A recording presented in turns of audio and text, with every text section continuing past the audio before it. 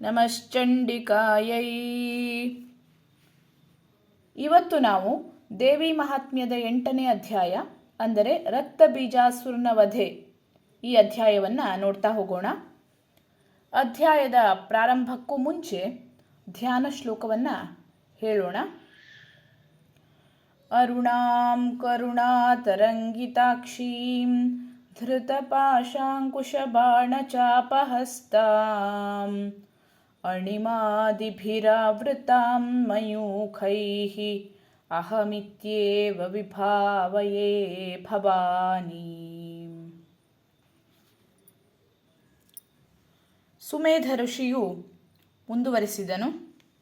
ದೈತ್ಯರಾದ ಚಂಡ ಮುಂಡರ ನಾಶವಾದ ನಂತರ, ಹಾಗೆಯೇ ಬಹಳವಾದ ರಾಕ್ಷಸರ ಸೈನ್ಯ ಕ್ಷೀಣವಾದ ನಂತರ ಪ್ರತಾಪಶಾಲಿಯಾದ ಶುಂಭನಿಗೆ ಕೋಪ ಬಂದು ರಾಕ್ಷಸರ ಎಲ್ಲ ಸೈನ್ಯಕ್ಕೂ ಯುದ್ಧ ಸನ್ನದ್ಧರಾಗುವಂತೆ ಅಪ್ಪಣೆ ಮಾಡಿದ. ಈಗ ಎಲೆ ದೈತ್ಯರೇ, ನೀವು ಎಲ್ಲ ಸೈನ್ಯವನ್ನು ಆಯುಧಗಳನ್ನು ಹಿಡಿದುಕೊಂಡು 86 ವಂಶದ ಅಸುರರೊಂದಿಗೆ ಹೊರಡಿ ಯುದ್ಧಕ್ಕೆ. ಹಾಗೆ ಕಂಬು ಎಂಬ ಹೆಸರಿನ 84 ಬಗೆಯ ರಾಕ್ಷಸರು ತಮ್ಮ ಬಲಗಳೊಡನೆ ಕೂಡಿದವರಾಗಿ ಹೊರಡಲಿ.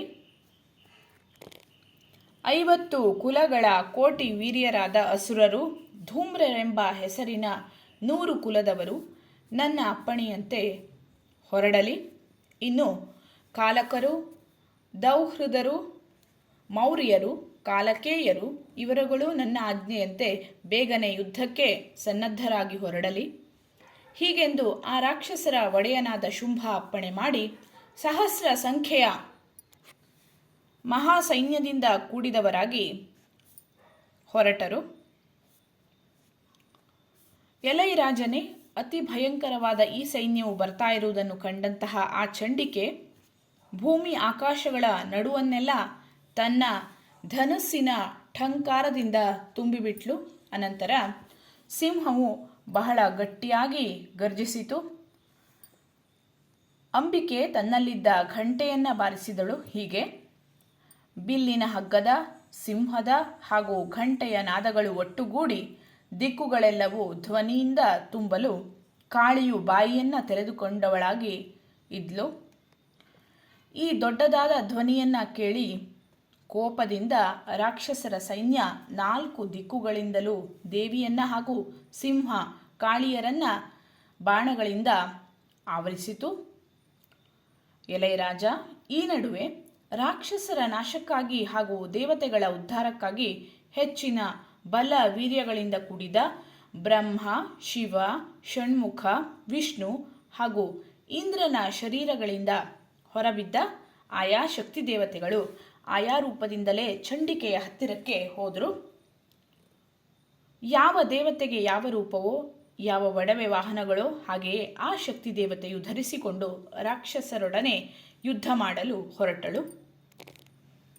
ಹಂಸದಿಂದ ಕೂಡಿದ ಶ್ರೇಷ್ಠವಾದ ವಿಮಾನದಲ್ಲಿ ಕುಳಿತು ಜಪಸರ ಕಮಂಡಲುಗಳನ್ನು ಹಿಡಿದಿರುವ ಬ್ರಹ್ಮನ ಶಕ್ತಿಯು ದೇವಿ ರೂಪದಿಂದ ಹೊರಬಂದಳು. ಆಕೆ ಬ್ರಹ್ಮಾಣಿ ಅಂತ ಕರೆಯಲ್ಪಟ್ಲು.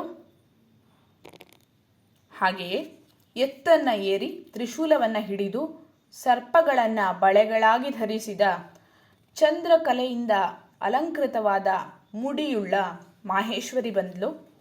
ಶಕ್ತಿಯಾಯುಧವನ್ನು ಹಿಡಿದು ನವಿಲನ್ನ ಏರಿ ಕೌಮಾರಿ ದೇವಿ ರಾಕ್ಷಸರೊಡನೆ ಯುದ್ಧ ಮಾಡಲು ಬಂದಳು. ಹಾಗೆಯೇ ಗರುಡನನ್ನ ಏರಿ ಬಂದ ಶಂಖ, ಚಕ್ರ, ಗದೆ, ಬಿಲ್ಲು, ಕತ್ತಿಗಳನ್ನು ಕೈಯಲ್ಲಿ ಹಿಡಿದಿರುವ ವೈಷ್ಣವಿ ಶಕ್ತಿಯು ಅಲ್ಲಿ ಕಾಣಿಸಿಕೊಂಡಳು. ಶ್ರೀಹರಿಯ ಮಹತ್ತಾದ ಯಜ್ಞ ವರಾಹ ರೂಪವನ್ನು ಧರಿಸಿದ ವಾರಾಹಿ ಎಂಬ ಶಕ್ತಿಯು ವರಾಹದ ಶರೀರವನ್ನು ಧರಿಸಿ ಬಂದು, ನಾರಸಿಂಹಿ ಶಕ್ತಿಯು ನರಸಿಂಹನಿಗೆ ಸಮಾನವಾದ ಶರೀರವನ್ನು ಧರಿಸಿ ಕೇಸರಗಳನ್ನು ಕೊಡವುತ್ತಾ ನಕ್ಷತ್ರಗಳ ಗುಂಪನ್ನೇ ಚದುರಿಸುತ್ತಾ ಬಂದಳು. ಹಾಗೆಯೇ ವಜ್ರಾಯುಧಧಾರಿಣಿಯಾಗಿ ಗಜರಾಜನನ್ನ ಏರಿ ಇಂದ್ರನಂತೆ 1000 ಕಣ್ಣುಗಳುಳ್ಳ ಐಂದ್ರಿ ಶಕ್ತಿಯು ಅಲ್ಲಿಗೆ ಬಂದಳು. ಈ ಎಲ್ಲ ದೇವಶಕ್ತಿ ಸಮೂಹದಿಂದ ಸುತ್ತುವರಿಯಲ್ಪಟ್ಟ ಈಶ್ವರ ಚಂಡಿಕೆಯನ್ನು ಕುರಿತು ನನ್ನಲ್ಲಿರುವ ಪ್ರೀತಿಯಿಂದ ರಾಕ್ಷಸರನ್ನೆಲ್ಲ ಶೀಘ್ರವಾಗಿ ಕೊಲ್ಲಿರಿ ಎಂದು ಹೇಳಿದ. ಆಮೇಲೆ ದೇವಿಯ ಶರೀರದಿಂದ ಹೊರಬಂದ ಅತಿ ಭಯಂಕರವಾದ ಹಾಗೂ 100 ನರಿಗಳ ಕೂಗಿನಂತೆ ಧ್ವನಿಯುಳ್ಳ, ಯಾರಿಂದಲೂ ಸೋಲಿಸಲಾಗದ ಚಂಡಿಕಾ ಶಕ್ತಿಯು ಧೂಮ್ರವರ್ಣದ ಜಡೆ ಉಳ್ಳ ಈಶ್ವರನನ್ನ ಕುರಿತು, ಎಲೈ ಪೂಜ್ಯನೇ, ನೀನು ಬಹುವಾಗಿ ಕೊಬ್ಬಿರುವಂತಹ ಶುಂಭ ನಿಶುಂಭರ ಹಾಗೆಯೇ ಇನ್ನು ಯುದ್ಧ ಮಾಡಲು ಹೊರಟಿರುವಂತಹ ಉಳಿದ ದಾನವರ ಬಳಿ ದೂತನಂತೆ ಹೋಗಿ ಹೀಗೆಂದು ಹೇಳು ಅಂತ ಹೇಳ್ತಾಳೆ. ಇಂದ್ರನು ತ್ರೈಲೋಕ್ಯದ ಒಡೆತನವನ್ನು ಪಡೆಯಲಿ, ದೇವತೆಗಳು ಹವಿರ್ಭಾಗವನ್ನು ಉಣ್ಣುವಂತೆ ಆಗಲಿ, ನೀವೆಲ್ಲ ಬದುಕಲು ಆಸೆ ಇದ್ದಲ್ಲಿ ಪಾತಾಳಕ್ಕೆ ಹೋಗಿ, ಹಾಗಿಲ್ಲದೆ ಗರ್ವದಿಂದ ನೀವು ಯುದ್ಧವನ್ನು ಬಯಸುವಿರಾದಲ್ಲಿ ಬನ್ನಿ, ನಿಮ್ಮ ಮಾಂಸವನ್ನು ತಿಂದು ನಮ್ಮ ನರಿಗಳು ತೃಪ್ತರಾಗಲಿ, ಹೀಗೆಂದು ಹೇಳಿ ಶಿವನನ್ನು ದೇವಿ ಕಳುಹಿಸಿದ್ಲು. ಯಾವ ದೇವಿಯಿಂದ ಶಿವನೇ ಸಾಕ್ಷಾತ್ ದೂತನಾಗಿ ನೇಮಿಸಲ್ಪಟ್ಟನೋ ಆ ಕಾರಣದಿಂದ ಲೋಕದಲ್ಲಿ ದೇವಿ ಶಿವದೂತಿ ಅಂತ ಪ್ರಸಿದ್ಧಳಾದ್ಲು. ಶಿವನು ತಿಳಿಸಿದ ಮಾತನ್ನ ಕೇಳಿ ಕೋಪದಿಂದ ಕೆರಳಿದ ಆ ಮಹಾ ಅಸುರರು ಕಾತ್ಯಾಯಿನಿ ಇದ್ದಲ್ಲಿ ಹೊರಟರು. ಮೊದಲಿಗೆ ಬಾಣ, ಶಕ್ತಿಯಾಯುಧ, ವೃಷ್ಟಿ ಎಂಬ ಶಸ್ತ್ರಗಳನ್ನು ಮಳೆಗೆರೆದರು. ಆಕೆಯು ಆ ರಾಕ್ಷಸರು ಪ್ರಯೋಗಿಸಿದ ಬಾಣಗಳನ್ನು, ಶೂಲ, ಶಕ್ತಿ ಮುಂತಾದ ಆಯುಧಗಳನ್ನು ಲೀಲಾ ಮಾತ್ರದಿಂದ ತನ್ನ ಧನುಸ್ಸಿನಿಂದ ಹೊರಬಿದ್ದ ಮಹಾಬಾಣಗಳಿಂದ ಕತ್ತರಿಸಿದ್ಲು. ದೇವಿಯ ಮುಂಭಾಗದಲ್ಲಿ ಕಾಳಿಕಾದೇವಿ ಶತ್ರುಗಳನ್ನು ತನ್ನ ಶೂಲದ ಹೊಡೆತದಿಂದ ಸೀಳಿ ಖಟ್ವಾಂಗವೆಂಬ ಆಯುಧದಿಂದ ಚುಚ್ಚುತ್ತಾ ಸಂಚರಿಸಿದ್ಲು. ಹಾಗೆಯೇ ಬ್ರಹ್ಮಣಿ ತನ್ನ ಕಮಂಡಲುವಿನ ನೀರನ್ನು ಅವರ ಮೇಲೆ ಎಸೆದು ಅವರನ್ನು ಕಡಿಮೆ ಶಕ್ತಿಯುತರನ್ನಾಗಿ ಮಾಡಿ ಯುದ್ಧದಿಂದ ಹಿಮ್ಮೆಟ್ಟುವಂತೆ ಮಾಡ್ತಾ ಇದ್ಲು. ಆಮೇಲೆ ಮಾಹೇಶ್ವರಿ ತ್ರಿಶೂಲದಿಂದ, ವೈಷ್ಣವಿಯು ಚಕ್ರದಿಂದ, ಕೌಮಾರಿಯು ಶಕ್ತಿಯಾಯುಧದಿಂದಲೂ ರಾಕ್ಷಸರನ್ನ ಸಂಹಾರ ಮಾಡಿದ್ರು. 100 ದೈತ್ಯ ದಾನವರು ಐಂದ್ರಿ ದೇವಿಯ ವಜ್ರಾಯುಧದ ಹೊಡೆತದಿಂದ ಸೀಳಲ್ಪಟ್ಟು ರಕ್ತದ ಪ್ರವಾಹವನ್ನು ಹರಿಸುತ್ತಾ ಭೂಮಿಯಲ್ಲಿ ಬಿದ್ದರು. ವಾರಾಹಿ ದೇವಿಯ ಮುಖದ ಹೊಡೆತದಿಂದ ಪುಡಿಯಾದ ಹಾಗೂ ಹೊರಚಾಚಿದ ಹಲ್ಲುಗಳ ತುದಿಯಿಂದ ಗಾಯಗೊಳಿಸಲ್ಪಟ್ಟ ಎದೆಯುಳ್ಳ ರಾಕ್ಷಸರು ಮತ್ತು ಚಕ್ರಾಯುಧದಿಂದ ಸೀಳಲ್ಪಟ್ಟ ದೈತ್ಯರು ಸಹ ಕೆಳಗೆ ಬಿದ್ದರು. ನಾರಸಿಂಹಿ ಶಕ್ತಿದೇವಿಯು ತನ್ನ ಧ್ವನಿಯ ವೇಗದಿಂದ ದಿಕ್ಕುಗಳನ್ನೆಲ್ಲ ತುಂಬುತ್ತಾ ಕೆಲ ಮಹಾರಾಕ್ಷಸರನ್ನ ಉಗುರುಗಳಿಂದ ಸೀಳುತ್ತಾ ಕೆಲವರನ್ನ ತಿಂದು ಹಾಕ್ತಾ ಸಂಚರಿಸಿದ್ಲು. ಶಿವದೂತಿಯ ಭಯಂಕರವಾದ ಅಟ್ಟಹಾಸಗಳಿಂದ ವಿಮೋಹಿತರಾಗಿ ಭಯಭೀತರಾಗಿ ರಾಕ್ಷಸರು ನೆಲದ ಮೇಲೆ ಬೀಳುತ್ತಾ ಮೂರ್ಛೆ ಹೊಂದಿದವರಾದರು. ಆಕೆ ಅವರನ್ನು ತಿಂದು ಹಾಕಿಬಿಟ್ಲು.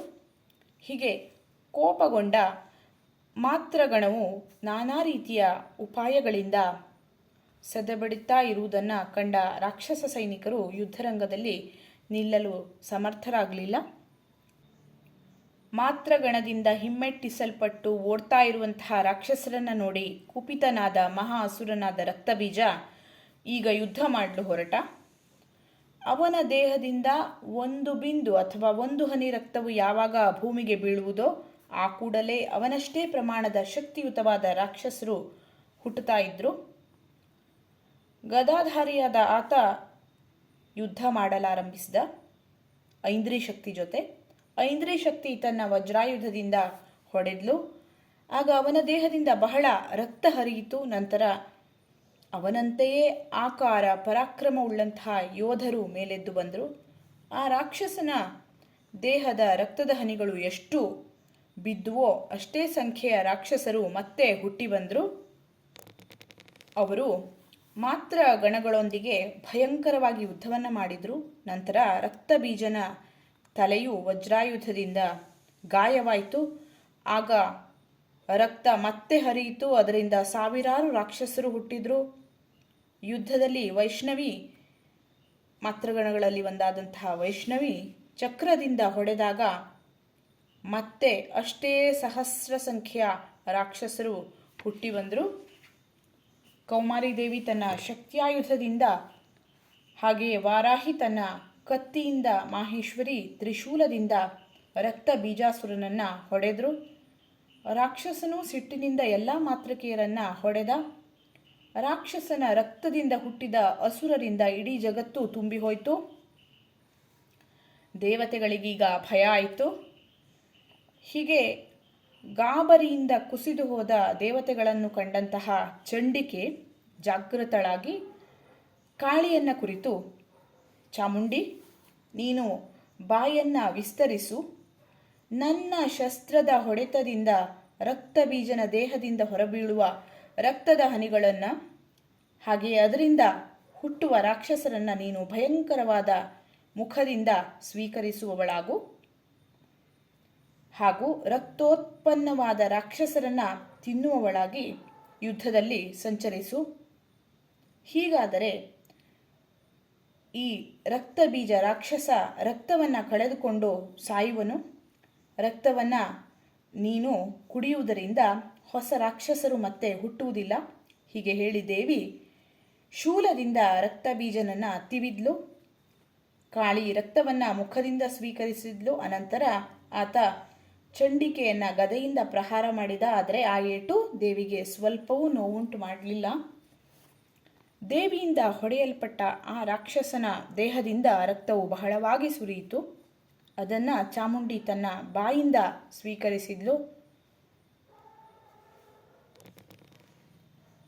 ಚಾಮುಂಡಿ ಎನಿಸಿದ ಆ ಕಾಳಿಕೆಯ ಮುಖದಲ್ಲಿ ಬಿದ್ದ ರಕ್ತದಿಂದ ಯಾವ ರಾಕ್ಷಸರೂ ಹೊರಬರ್ತಾ ಇರಲಿಲ್ಲ. ಅವರನ್ನು ಚಾಮುಂಡಿ ಆಗಲೇ ತಿಂತಾ ಇದ್ಲು, ರಕ್ತವನ್ನು ಕುಡಿತಾ ಇದ್ಲು. ನಂತರ ದೇವಿ ರಕ್ತಬೀಜನನ್ನು ವಿವಿಧ ಆಯುಧಗಳಿಂದ ಸಂಹಾರ ಮಾಡಿದ್ಲು.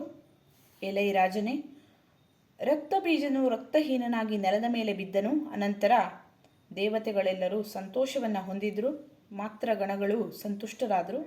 ಇಲ್ಲಿಗೆ ಶ್ರೀ ಮಾರ್ಕಂಡೇಯ ಪುರಾಣದ ದೇವಿ ಮಹಾತ್ಮ್ಯದ ರಕ್ತಬೀಜನ ವಧೆ ಎಂಬ 8ನೇ ಅಧ್ಯಾಯ ಮುಗಿಯಿತು. ಲೋಕಾಹ ಸಮಸ್ತಾಹ ಸುಖಿನೋ ಭವಂತು.